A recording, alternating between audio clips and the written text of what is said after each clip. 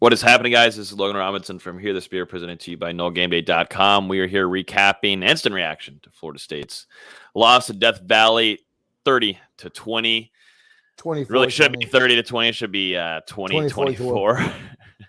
Yeah, it shouldn't be that way, but Florida State makes it a game all the way throughout. Florida State's offense, though, for the rest of the game, since early on, could not find any points. It couldn't get anything going there, but it was a game all the way till the last second there with Florida State and Jordan Travis pitching to one another, but Clemson gets a BS touchdown at the end of the game. Other than that, here we are. Florida State's 3-game winning streak comes to a halt in Death Valley. The game comes down to 3 just absolutely horrible, leave the conference BS penalties after the scoop and score by Johnson. You know, they had that just absolutely terrible unsportsmanlike conduct. Then the pass interference was just flat garbage. And then the even worse, Colin Lundy on the sideline when DJ was not out of bounds. So 45 yards of offense. They go right down and they take the lead back. That's just absolutely deplorable by the referees. Yeah, you can't let it come down to that, but that's just really what it came down to after FSU went up 20-17. But at the same time, Florida State has so many opportunities to put that game away, and they just couldn't do it offensively. You know, both teams left a lot on the field. Clemson missed 3 field goals, but the fact that FSU had 11 tackles for loss, held them to 4-13 on third down. This game wasn't on the defense. This was on the offense. Yeah, I thought it was a great effort from Florida State. You know, they fought their tails off that entire game, and it was just tough for the offense to get anything going against that Clemson defense. It felt like you were constantly behind the chains, whether it was a pre-snap false start to make it 1st and 15 or a loss on a run, and then, you know, suddenly it's 2nd and 8, 3rd and 10, 3rd and 8. And you know you're having to put the ball in the air, which obviously isn't the strength of this team. Would have been nice if Travis would have connected on that one deep ball. But other than that, Florida State didn't get a lot of deep shots in this game. And like you said, Nate, I mean, they didn't capitalize on the opportunities that they had. You think about the interception from Marion Cooper. I think you get the ball at the Clemson 42 or something like that. You end up having to punt on that drive. You recovered the one fumble and didn't convert again. And then finally the defense was able to convert themselves with Jermaine Johnson's strip and score, which got Florida State the lead in the 4th quarter. And you had plenty of mistakes of your own. Trayshawn Ward giving up that fumble, Travis getting sacked and making it 4th and 32 and having to punt the ball back with 1.5 minutes left and then getting it with so little time remaining. It was a tough second half. Florida State, they had their chances, and in the moment, things just didn't go right. And honestly, both defensive pass interferences were pretty bad. I made a couple of notes throughout the game that, you know, for the most part, the refs were letting the receivers and the DBs play. And then just both defensive pass interferences were kind of garbage. You know, Jaron Jones and Kevin Knowles seemed to play the hands, locate the ball. And yeah, there's some contact, but there's contact on every pass throughout the game. It was just there all game. And for the most part, the refs were letting them play, except for those 2 calls. And it sucks that it comes down to what's basically a judgment call for those refs, and ends up going in Clemson's favor instead of Florida State's.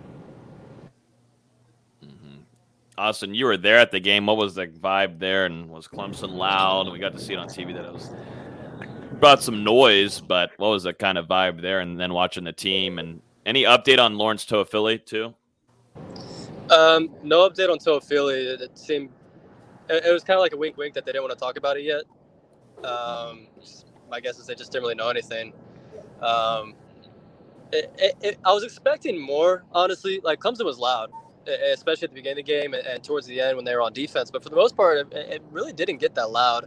I'm sure part of it's their 4-3 team, now a 5-3 team. But there were Clemson fans leaving after Jermaine Johnson had the scoop and score, and I was pretty surprised. It was kind of a low-key game, honestly. True. Talking about Florida State's rushing game, nowhere to be seen, only 68 yards. Jordan Travis actually goes for -4 yards. You would never really thought that coming into this game. But Venables and Clemson's defense did what they needed to do, and their goal was to halt Jordan Travis from getting any of those kind of break open plays and use his legs, and it worked in their favor. But Florida State's offense just couldn't find anything after that second touchdown. Yeah, before you guys jumped on, Dustin and I were kind of chatting, and not to steal his point, but I'm going to anyway, so I talked before him.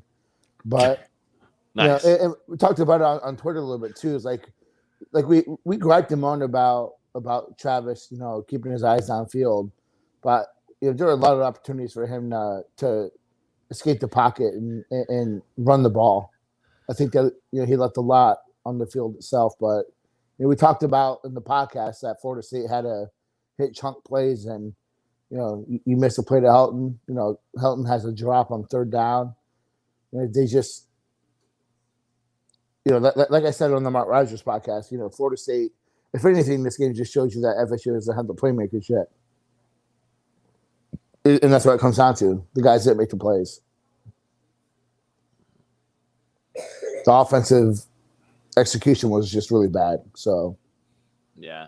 Well, and then also offensively too, ruining your drives, sustaining those drives got halted multiple times on big ones whenever you're getting those penalties, false starts. I mean, that just can't happen. And from veteran guys. Yeah, 10 penalties today. Yeah. So straight 9. Just like when the stress of the game, the pressure of it came, they reverted to old habits.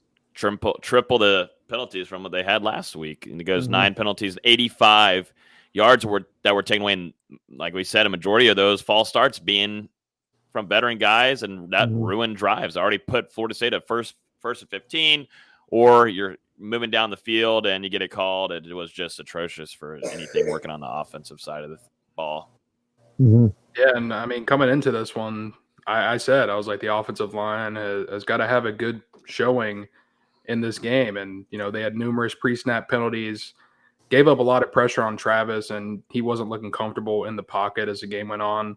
And, I mean, we've talked about the running game. It felt like basically every run, the running backs were getting hit behind the line of scrimmage before even getting a chance to gain any positive yards. I mean, if you look at the box score, Jashawn Corbin, he had that 24-yard burst on that FSU touchdown drive. And then Treshaun Ward had his 11-yard run on that drive as well. So one drive, you get 35 yards. The rest of the game, you get 33 total yards on the ground. So the strength of Florida State's offense was negated today. And, Clemson, to their credit, completely shut FSU down.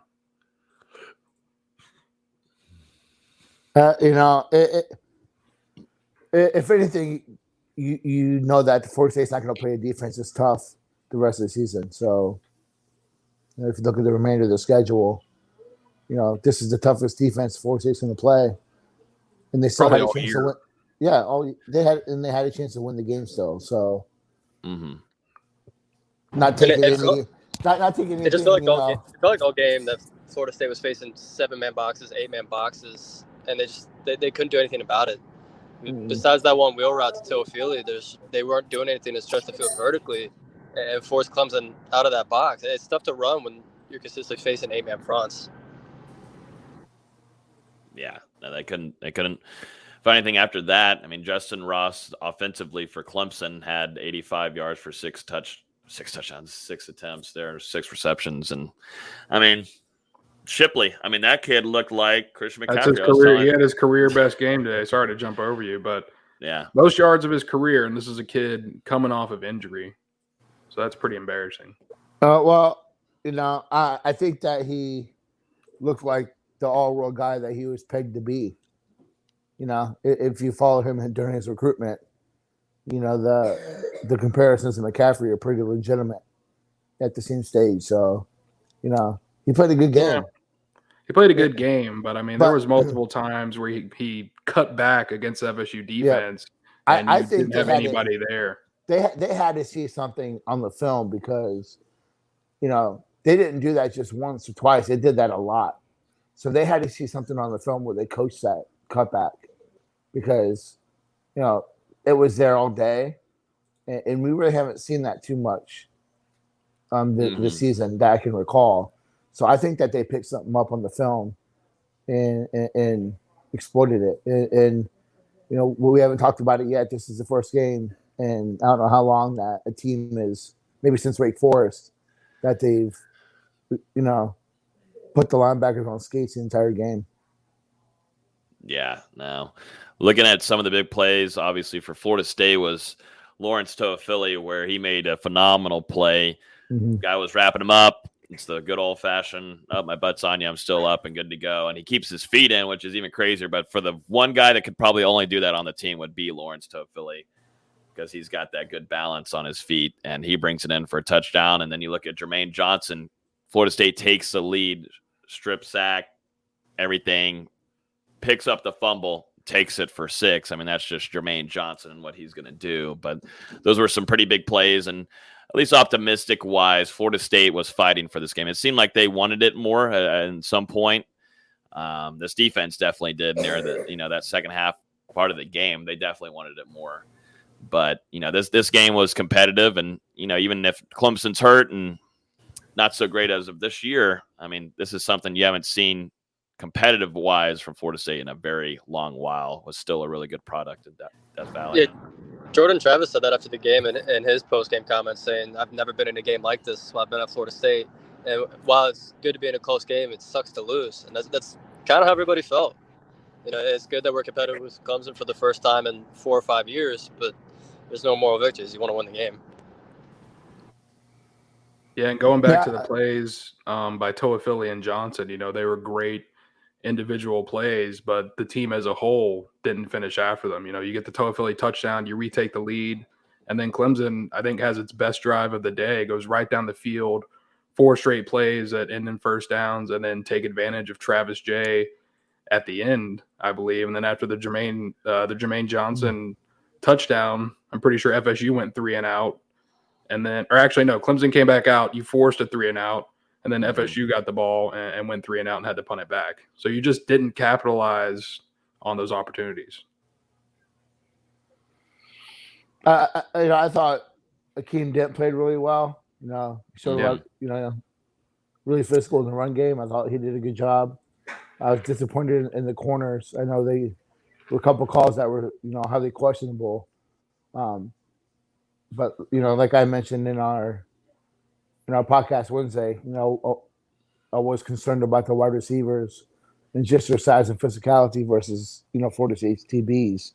And this is the first game that they got constant separation and were able to make plays. So, a little disappointed in the overall play from the corners. I mean, but at the end of the day, this game was on the offense 100% and the lack of execution. So, we can talk about, some people are bitching and moaning about Norvell, but you guys got to understand that this game was a lack of execution by the players itself. I thought Norvell did a good job of putting guys in place. They just missed blocks. They got beat at the point of attack. They dropped passes.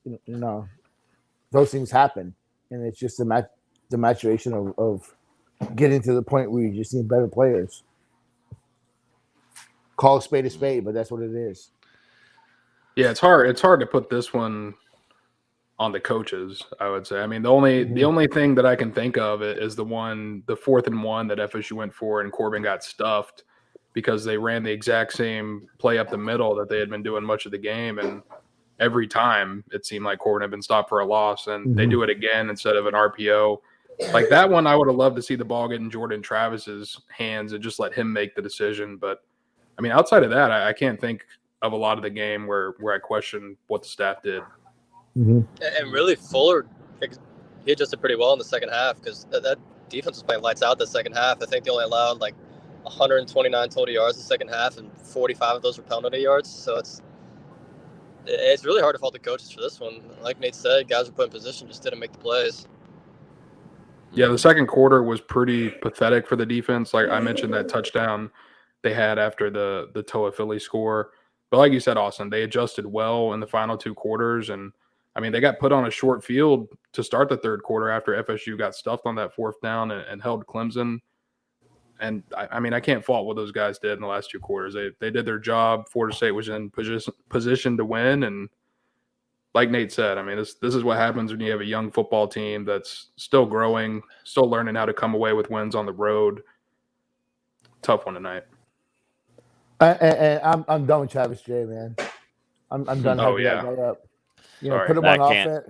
Put him on offense. See how he is with the ball in his field, but see how he is with the ball in his hand. But for him to get beat by a tight end, it's just man, it's a goddamn tight end. Yeah, disappointing year from him. We were all hoping that he would break out in that Florida State secondary, but it hasn't happened. No, it has not happened whatsoever. I don't think he's a true corner. He's one of those guys. He's a playmaker. He's not a guy he's not a man-to-man physical, lock it down kind of guy. He's got to be in space where he can make plays, and just being a boundary corner is not it. Put him on offense, see what he can do. He's dynamite in high school, and I get where they put him at return because they what he got, the natural ability, but I don't understand. That's one of the things that I just don't comprehend. It's just not getting put together for him. But we also know that there's some self-inflicted things going on with him that he's standing in his own way of realizing his potential. And Florida State hurt themselves a lot. I mean, I know he's going to hear a lot about it, and he already probably has so far with Norvell and the coaching staff. But DJ Lundy's still more of a younger guy. He had experience last year, but you just can't do those things that continue to hurt yourself. And that's why I keep on seeing where Florida State extremely just hurt themselves in this game. That was still a questionable flag, though. That was questionable. The guy was still in bounds. Like, how do you know he's not going to do what Travis did against Syracuse and cut it up whenever you stopped and not hit him? I mean, it's a judgment call, and it's a terrible one. Just UCC is always going to do it. Another crappy call, right? Yeah, another day in the week. But Akeem Dent, like you had mentioned, Nate's second leader in tackles. It seemed like he was everywhere. He had a great week of practice, and he's came in and did well. Marion Cooper, true freshman, coming in and getting that interception. Amari Gaynor played really well too, I thought. I mean, I don't know, man. Too. No, man. After that first drive, Gaynor disappeared. Recover the fumble. We watched the game. He disappeared, dude. Well, I will say I was happy with Lundy. It felt like he was coming up and laying the wood on Shipley for the most part. I think there was a hit in the third quarter where he just lit him up.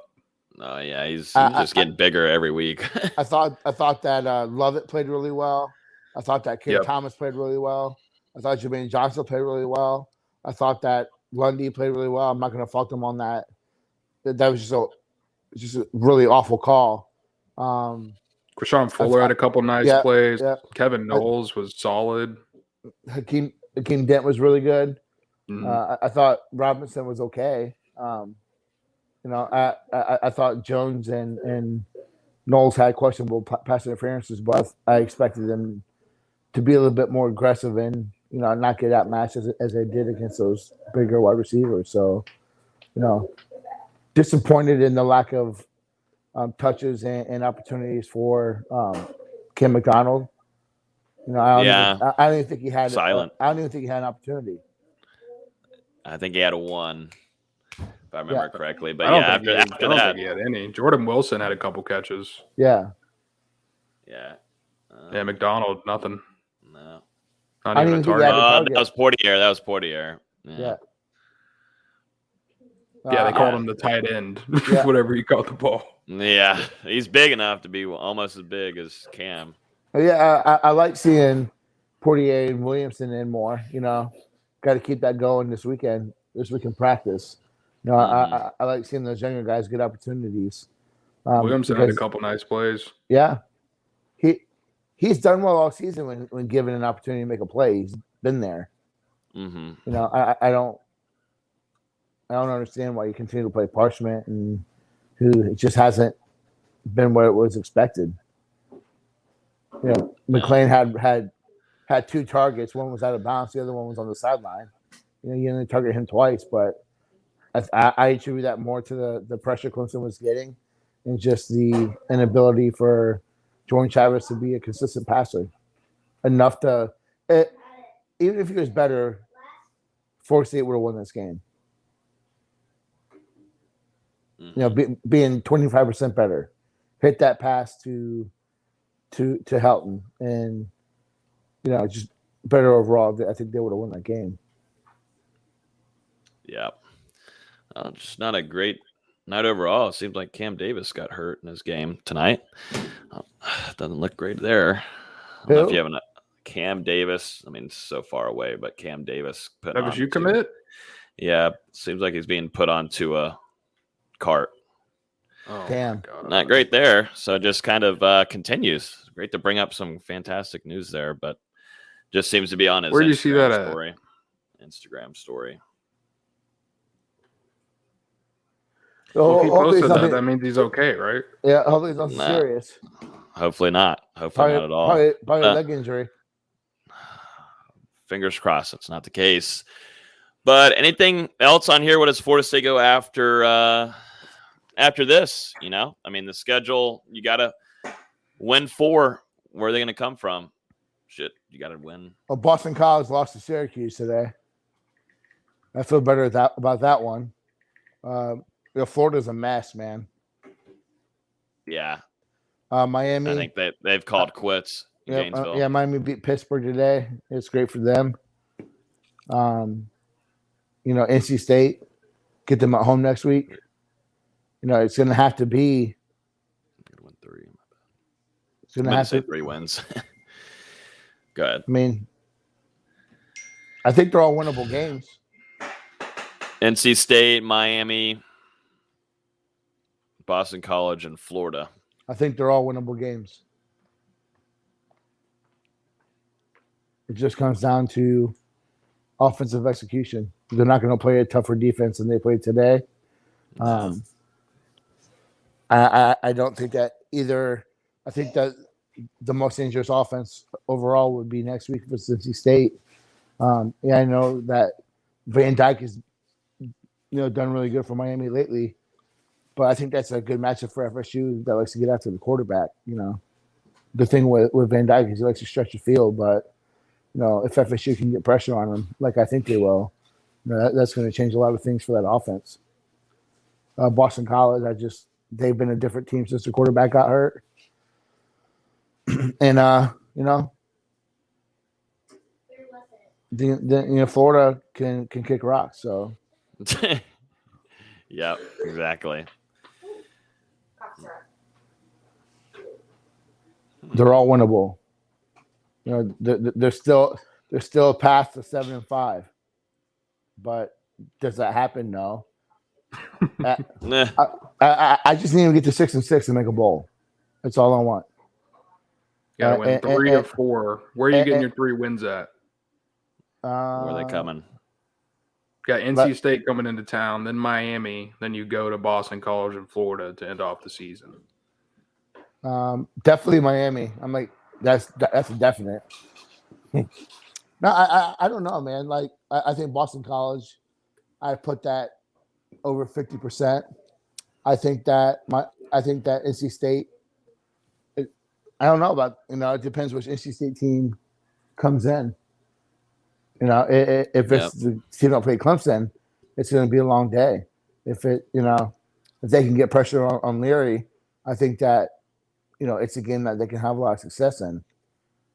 I don't really know yet because I think Florida has no quarterback.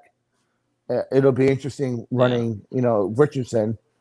Yeah, that didn't look too swell today, but they're playing Georgia. Yeah, they're playing Georgia. Gators lost 34-7. They did. Dustin, thank you for that score. But how about Miami? I mean, yeah. 2 weeks ago, we were looking at that game as almost penciling it in as a win, and then they beat a pretty decent NC State last week. Come in today, and was that game at Pitt? I'm pretty sure they played at Pitt today and walked out with a win over a Pittsburgh team who looked damn good all year and beat Clemson last week. Didn't do 15. Yep, number 17th ranked team in the country Or do 18. Yeah. Do in between. Yeah. What are y'all talking about? Miami's back, Nate. Come on.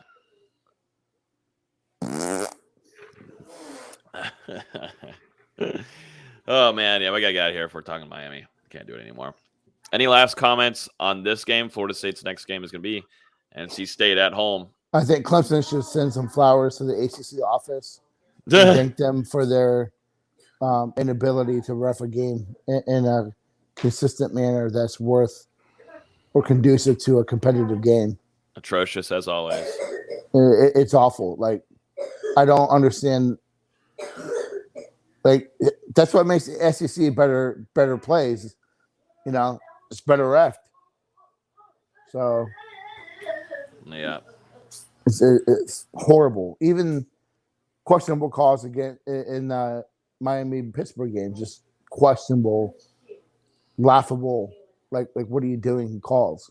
Well, remember the calls at the end of the Pittsburgh-Clemson game last week? Yeah, awful. Like, it's a common theme here. Why is there so much ineptitude at refereeing the ACC? And it's been going on for years, so it's not, whatever, dude. I just want to see Florida State not have a hangover effect from this loss because, an emotional, hard-fought loss today, but you've got 4 games left, and you've got to win 3 of them to make a bowl. You can't come out flat to start the game next week against NC State, or they'll crush you. I mean, they're a pretty good football team. They've been playing decent all year. Maybe a little down right now, but Florida State's going to need to come out, punch them in the mouth, and get that win and walk into Miami with some confidence.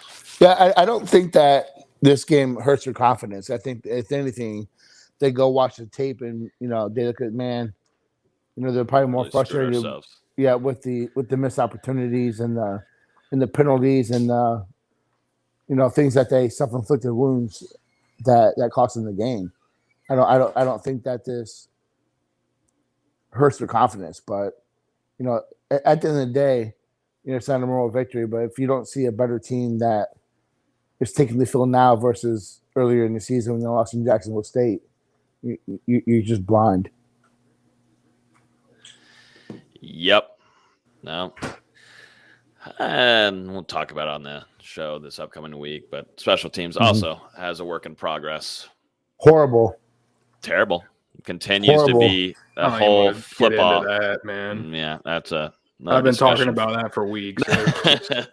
I'm up to here. I'm up to here with it, bro. Like, if there's anything that's irritating the most, it's got to be the special teams. That is tough to watch sometimes. If anybody's yelling at their screen, that's exactly what they're yelling at the screen about. All of it. It's just punt obvious return, stuff. Kick return, punt, kickoff. Kickoff is the only one that's consistently been good. Parker Grothaus is the special teams MVP. Recruiting. I don't know.